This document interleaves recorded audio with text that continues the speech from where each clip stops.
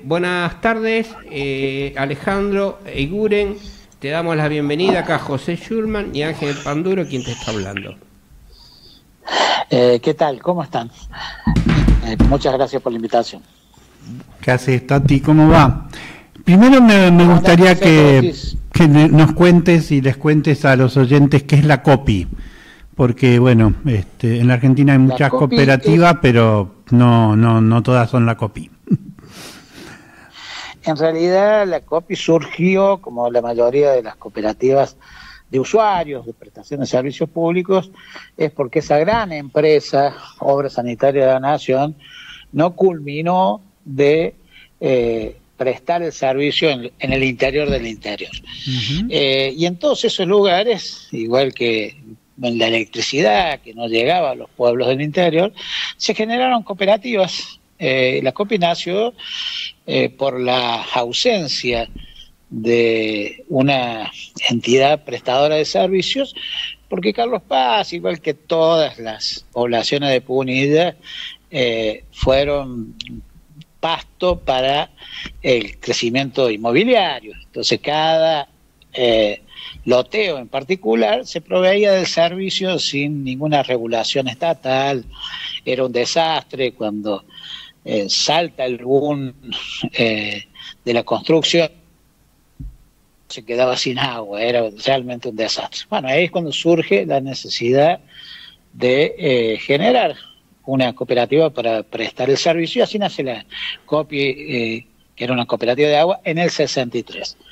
El cambio real se da a partir de el deterioro de la prestación, porque hubo una primera concesión del servicio del municipio que aseguraba que se le iba a dar la concesión por 99 años, y en el año 72 se firma un convenio con Obra Sanitaria de la Nación para su estatización. Y ahí prácticamente murió la iniciativa de estos jóvenes, en ese momento cooperativistas. Los trabajadores que estábamos en la cooperativa en ese momento, algunos estudiantes universitarios formados en la lucha del 70, fines del 60, al ver el deterioro de la prestación, y generamos un nivel de conciencia importante, éramos más o menos unos 48 trabajadores, y desde el gremio planteamos que tenía que revalorizarse la gestión cooperativa y que había que dar lucha. Bueno, en un determinado momento echan 3 delegados, se inicia una fuerte lucha, y el gremio, en ese momento, aliado al movimiento de juventudes políticas y a una parroquia donde había un cura tercermundista, hicimos una lista para ganar el Consejo de Administración y lo ganamos. A partir de ese momento empieza, lógicamente, era un consejo politizado, un consejo que tenía un grado de conciencia de clase. Empezó un proceso de transformación que ha durado hasta el día de hoy, ¿no? Las cooperativas todos los años tenemos elecciones, ganamos las elecciones en forma permanente desde entonces hasta ahora, y dimos vuelta la prestación, que estaba en una clara decadencia.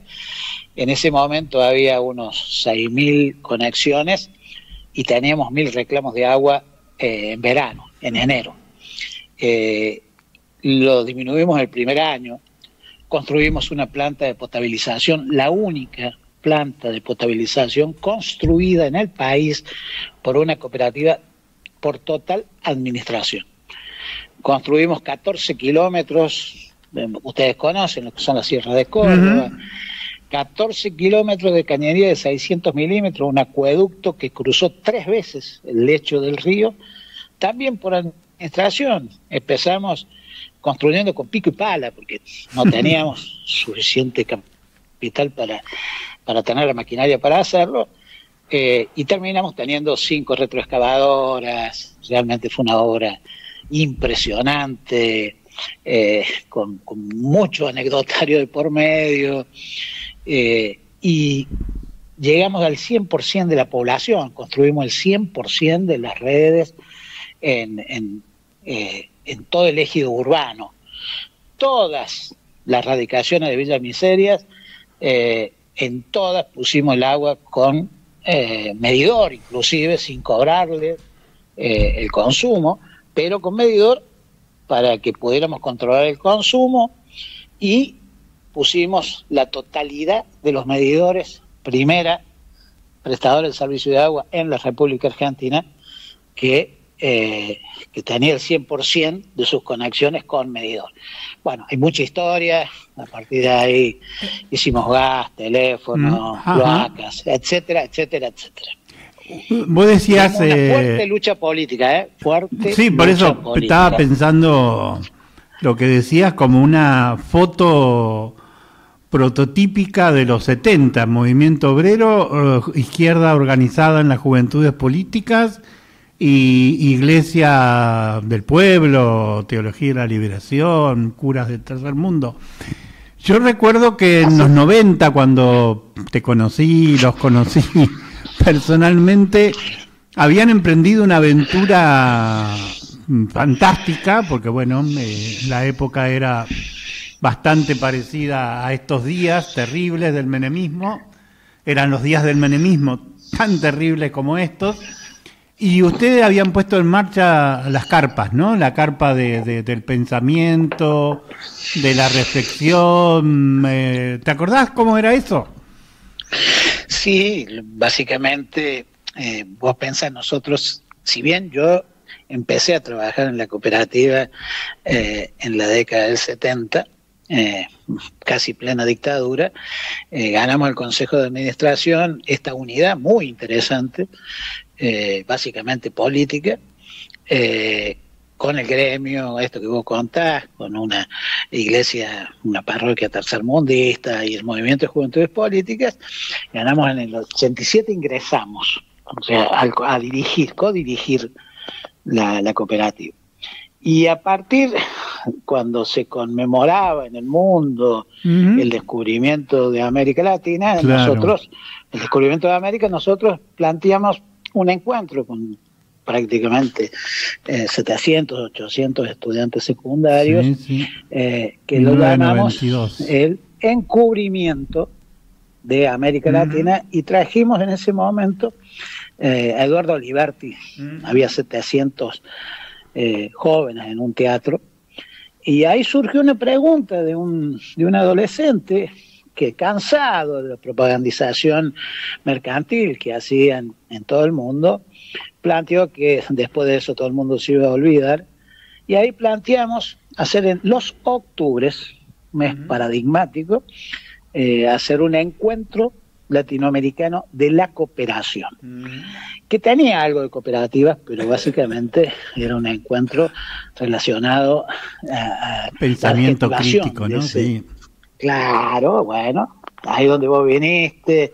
Sí, recuerdo a Cito Lema, bueno, no sé, todos los... Moffat, la Mosca Peloni, Bonafini, que habíamos traído 2 años antes. Sí, fue un maravilloso. Y instalamos una carpa, Horacio González. Era... Que fuera después a los... Recuerdo, director de la Biblioteca Nacional, uno de los intelectuales más lúcidos del nacionalismo popular, ¿no? De lejos. Sí, fue, y su intervención fue magnífica. Él habló del circo, de esa carpa instalada en los jardines municipales junto al lago, con una participación realmente maravillosa, y eran los tiempos, vos decías, se reproduce hoy es mucho peor.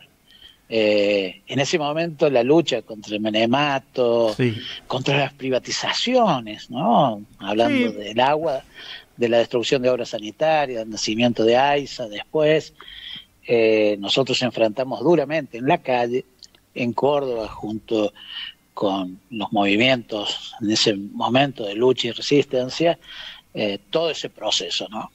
La cooperativa fue... dirigía el Negro Bazán, ¿no? El gremio. Claro.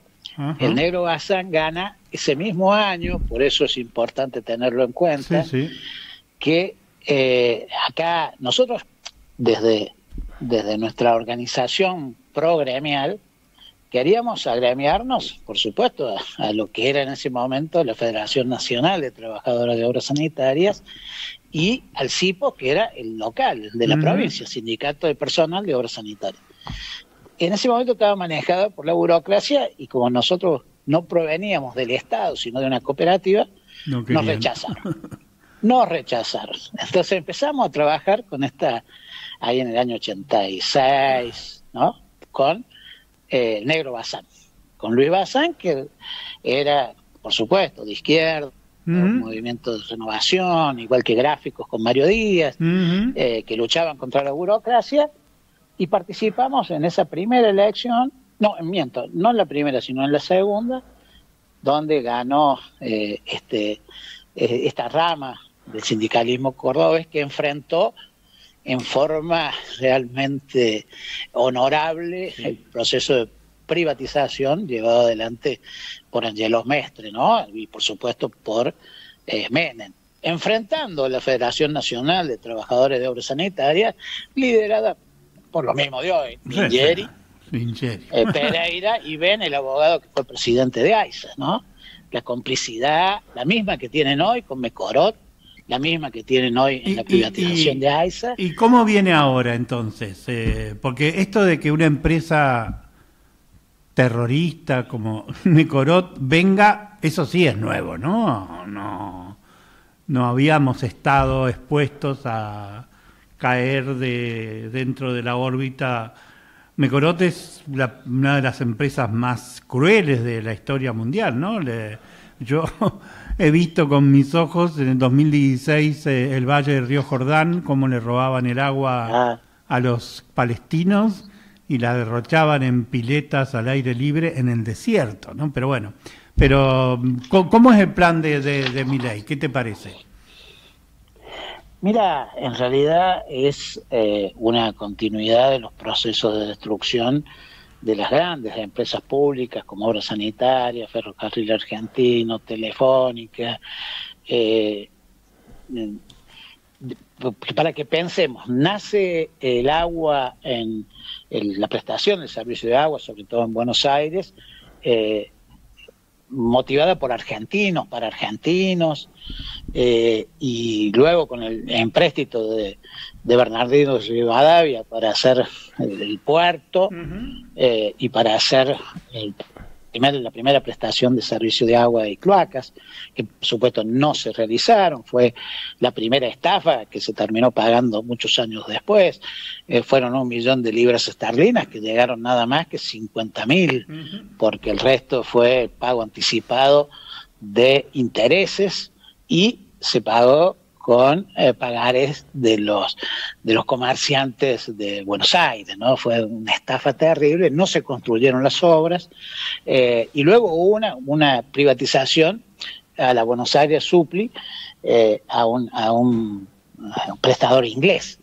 Luego nace Obras Sanitarias, que realmente desarrolla una tarea titánica, y luego a partir de la década del 50 empieza la destrucción y luego la privatización con Menem, y luego una pseudo estatización con Néstor Kirchner y la creación de AISA, que es una sociedad anónima que se mantuvo hasta ahora, hasta este momento. Si uno ve cómo se ha ido repitiendo la historia cíclicamente, la concepción pública, porque lo estatal no es público. La adjetivación de lo público, porque seamos sinceros, ni Caputo ni Cavallo han sido servidores públicos, porque han sido parte del Estado, pero bueno, de un Estado con una concepción mercantilista, de privilegio de los grupos económicos, y no en el sentido de mejorar la calidad de vida de la gente, ¿no? Hoy se repite otra vez esta historia, o sea, AISA no era Obras Sanitarias de la Nación, para nada, ¿no? Para nada. En Córdoba sigue estando Rogio, que estuvo en sociedad con Aguas Cordobesas, con Suez Lione de So. O sea, la traición de los diferentes gobiernos provinciales hicieron que siguiera esta pseudo burguesía nacional haciendo negocios con la prestación de un servicio que debería ser público. Sin embargo, vos decías recién en Negro Bazán, cuando se produce la privatización del agua en Córdoba, hoy quedan 15 o 20 nada más de trabajadores que trabajaron en lo que era la empresa provincial de obras sanitarias, ¿no? Realmente un desastre. Y se ocupan de los lugares más rentables, Córdoba capital, no del resto de la provincia, claro, que es una anarquía prestacional que no tiene parangón, ¿no? Hay cualquier cantidad de prestaciones de diferente índole. Alejandro, permítime una pregunta acá, porque sabemos que cuando la empresa francesa que había sido privatizada, que estaba, cuando la dejó, cuando en el año 2006 se volvió a pasar a manos del Estado, quedaron en condiciones bastante deplorables, ¿no? Los estándares de seguridad sanitaria estaban muy por debajo de lo permitido. Y te pregunto, ¿por qué una empresa de agua debiera ser controlada por el Estado o tener, digamos, quien sea quien la administre, ¿no? Porque ya experiencia hemos tenido. ¿Por qué motivo es tan importante el agua para un país como el nuestro? Mira, en realidad nosotros tenemos una larga experiencia en disputar las concepciones. Cuando te dicen que el recurso hídrico es escaso, es una mentira. No es escaso, lo que más hay en el mundo es agua. El tema es que hay poca agua potable en disponibilidad para la población. Esto sería otra cosa, ¿no? En realidad el Banco Mundial y todos plantean que es escaso porque no trabajan sobre el valor del agua, sino sobre el precio del agua. Entonces todo recurso escaso adquiere un precio muy superior al valor, ¿no? Esto lo escalan desde hace realmente décadas, ¿no? El tema de las prestaciones de todo el país, ¿no? De todo el país, no habían capitales barbados, crecidos para hacer esa inversión. ¿Quién la hizo?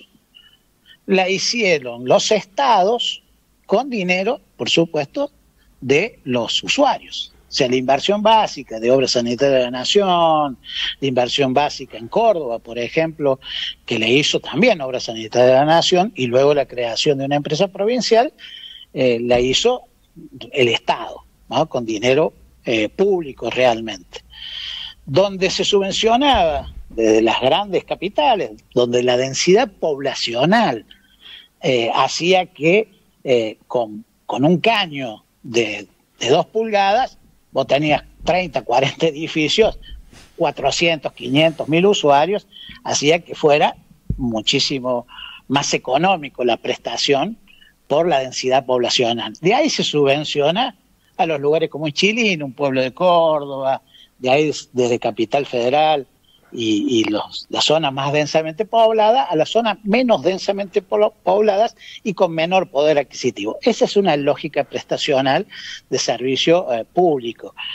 Bueno, en Córdoba, lógicamente, y en Buenos Aires lo mismo. Acordate, José, que primero, contaron con la corrupción del gremio, 10% de propiedad participada, el mismo Lingeri, Pereira, y ven que sabían las deficiencias que tenía la prestación. Por ejemplo, habían dejado de tener un catastro actualizado, se cobraba por metro cuadrado construido, la tarifa, ¿no?, ligada a los metros cuadrados construidos y no al consumo, claro, pero con un catastro desactualizado en un 50%, 60%.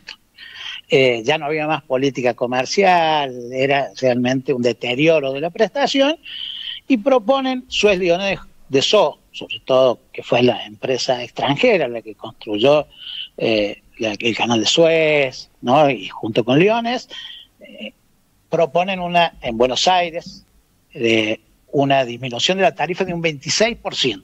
en Córdoba de un 15%. Al año y medio ya aumentaron la facturación y la rentabilidad en forma sideral, porque lo primero que hicieron, conociendo los datos que le habían dado los gremialistas corrompidos, aumentaron la cantidad de usuarios, los metros cuadrados construidos, en un 50% en forma inmediata. O sea, pasaron a tener la mayor rentabilidad de las empresas grandes del mundo, como Norteamérica, Francia, por patrimonio neto, o sea, un 26% sobre patrimonio neto el segundo año, al tercero, al cuarto y al quinto, cuando en el mundo era el 6%, ¿no? O sea, la rentabilidad que generó fue terrible. Cuando se cae la relación dólar, bueno, la crisis que todos conocemos, ¿qué es lo que hacen estas empresas? Ya habían embolsado millones, se venía en momentos de crisis, le dejaron a muchos emprendimientos locales, en este caso a Rogio, a Meyer, a Soldati, le dejaron esta rentabilidad marginal para ellos, ¿no? Y ahí empezó, en Córdoba, el proceso de destrucción, porque en Córdoba se comprometieron a poner todos los medidores domiciliarios. Suez Leoneso, cuando fue la privatización en el año 97. Nunca lo cumplieron. Por eso digo, nosotros pusimos 100% de los medidores de una ciudad grande, del interior, pero... El mito de la eficacia eliminado. Tati, bueno, ha sido buenísimo no solo recordar las privatizaciones, sino recordar que la organización puede conquistar posiciones interesantísimas. Creo que la discusión no solo es evitar la privatización, sino discutir este concepto de público que requiere protagonismo del pueblo, de la gente, y para eso se requiere mucho conocimiento. Vamos a volver sobre este tema que casi no alcanzamos a meternos con Mecorot, así que nos quedó pendiente. Queda pendiente. Y tenemos varias notas caminando ahora mismo.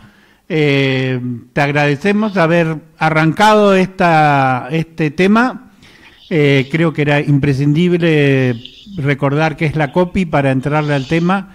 Y bueno, en un par de semanas volvemos a la cuestión. Gracias, Alejandro. Desde acá te damos gracias a ustedes. Gracias, muchísimas gracias, José. Un gusto escucharte nuevamente a través y acordarnos de esa carpa. Ya hay que hacerla de vuelta. Ya hermosísimo lo de la carpa.